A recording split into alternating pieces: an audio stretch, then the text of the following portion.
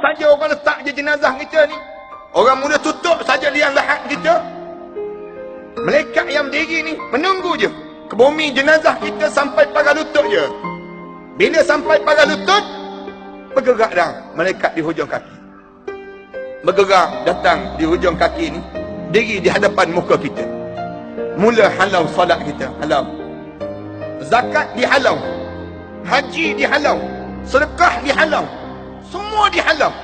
Saya ulang banyak kali di mana-mana pun, satu je dia tak boleh halau, tuan-tuan. Saya baca dalam hadis Rasulullah sebut, satu je dia tak boleh halau, Quran.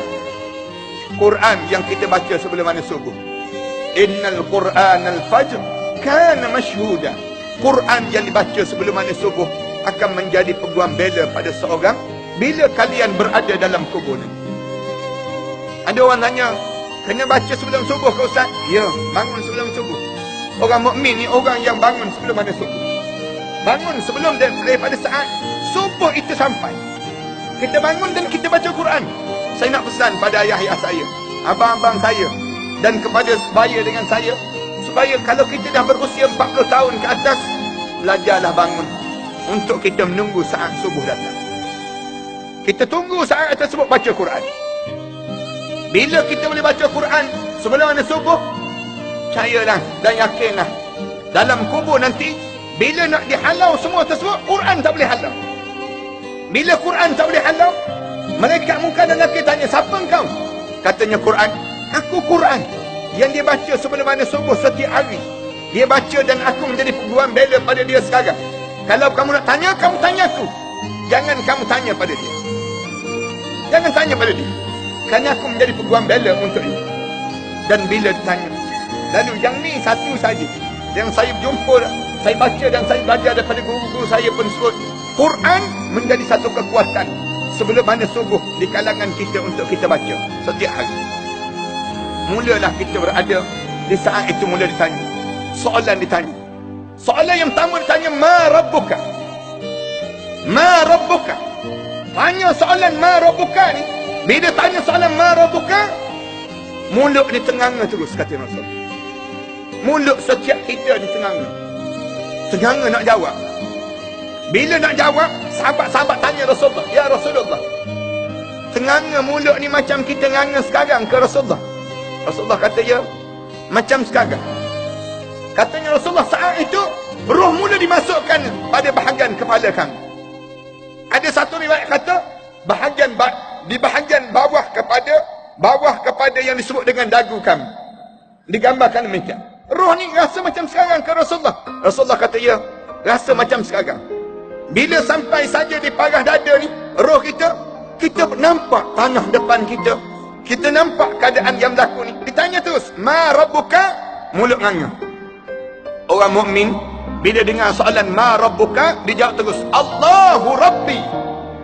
Jawab bila sebut Allahu Rabbi, ada setengah orang mukmin satu soalan ni je ditanya. Sebut saja Allahu Rabbi, lapang terus dada, lapang terus kubur dia. Kubur ni mula berubah, lapang kubur dia, mula meluas kubur ni, nampak hijau saja terus. Dalam keadaan rumput mula tumbuh terus, rumput-rumput mula tumbuh. Saat inilah malaikat munkar dan nakir akan letakkan seorang sandar kat dinding dalam kuburan. Ada hamba Allah yang ditanya soalan, satu soalan, dia jawab dan dia selesai terus, selesai jawab. Dan doalah mudah-mudahan kita, insyaAllah. Dan ada orang yang tak ditanya langsung, ada orang yang tak ditanya langsung. Siapa yang tidak ditanya langsung? Rasulullah sebut, orang yang meninggal dunia dalam keadaan dia baru selesai membaca surah Al-Mulk, kemudian dia meninggal dunia dalam keadaan dia selesai saja membaca surah Al-Mulk. Bila selesai saja membaca surah Al-Mulk, masuk dalam kubur, tak ada soalan. Malaikat munkar dan nakir pun tak ada, yang disebut dengan pertanyaan tak ada, azab kubur pun tak ada. Kubur dia berubah menjadi taman pada taman-taman itu. Satu saya ulang banyak kali, tolong hafal surah Al-Mulk. Surah yang paling senang untuk kita hafal. Tak panjang pun, 30 ayat dia. Biar di bibir kita di surah Al-Mulk. Surah Al-Mulk ni, Tabarakalladzi biyadihil mulk wa huwa ala kulli syai'in qadir. 30 ayat je. Hafal. setiap hari ni baca surah Al-Mulk dalam hidup kita. Ada orang ditanya soalan, dua soalan dalam riwayat tersebut, dua soalan. Ma rabbuka? Ditanya soalan yang kedua. Man hadzal rajul? Siapa lelaki ini? Ditanya tentang Rasulullah. Wa ma nabiyyuka? Bila dijawab Muhammad nabiyyi, rasuli, disebut demikian. Bila sebut saja Nabi Muhammad, lapang terus kubur dia. Ada orang ditanya 5 soalan. Ma rabbuka? Wa ma nabiyyuka? Wa ma dinuka? Wa ma qiblatuka? Wa ma... Bila tanya saja soalan demikian, dia pun jawab Allahu Rabbi, Al-Quran Kitabi. Jawab 5 soalan, kubur dia lapang terus. Kubur dia jadi lapang. Kubur dia sudah menjadi raudhah. Bila disandarkan ke dinding, sandar saja ke dinding, melurut saja kain kapan itu turun. Kita pun tengok, Allah, meninggal dunia dah aku ya Allah. Meninggal dunia dah aku ya Allah. Mereka kata, cuba kamu tengok tu. Tengok keadaan hari ni. Saat mana mentari nak tenggelam, matahari nak tenggelam ni, mereka tunjuk. Cuba tengok matahari yang tenggelam. Dia pun tengok. Bila dia tengok saja matahari nak tenggelam, dia sebut malaikat, aku tak semayang asar lagi malaikat. Tak semayang asar lagi malaikat. Oleh kerana hidup ni jaganya solat. Hidup ni jaga solat. Tengok matahari nak tenggelam, dia sebut pada Allah, sebut pada malaikat. Malaikat tak semayang asar lagi malaikat. Malaikat kata, la salata laka. Tak ada dah solat untuk kamu. Tak ada dah puasa untuk kamu. Tak ada dah haji untuk kamu. Tak ada dah yang disebut dengan pada diri kamu. Walakin numu kailal arusah. Tetapi tidurlah bagaikan malam pengantin baru untuk diri kamu saat. Mudah-mudahan inilah keadaan yang kita ingin. Tuan-tuan, orang mukmin ni tak berhenti begitu. Rasulullah sebut lagi. Bila dia tengok saja, oh aku meninggal dunia dah. Bila aku meninggal dunia dah, dia sebut lagi, malaikat, ni yang warna hijau cantik ni, kemudian nampak pula daun-daun, rumput-rumput yang tumbuh ni malaikat. Ni datang daripada mana ni malaikat? Tanya, ni datang daripada mana ni malaikat? Malaikat jawab, inilah datang daripada tahajud yang kamu bangun sewaktu mana kamu hidup.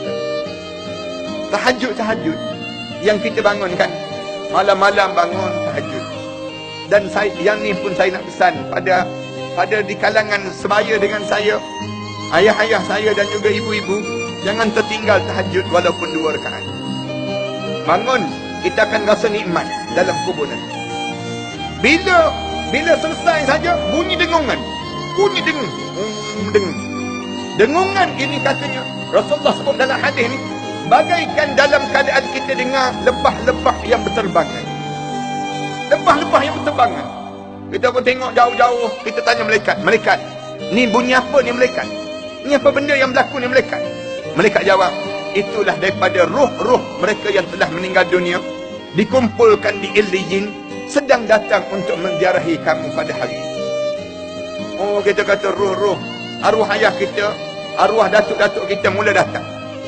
Dan kita dengar satu hadis tu disebut, dengar saat mana orang tu bercakap, roh-roh ni bercakap, biar dia penat lagi tadi, penat, mati tu belum habis lagi, dia belum habis lagi rasa kematian tadi, penat tadi, biarkan dia jawab terus, tak, saya tak penat, mari dekat, mari tengok saya ni, cuba tengok saya ni, tengok kain kapan saya ni.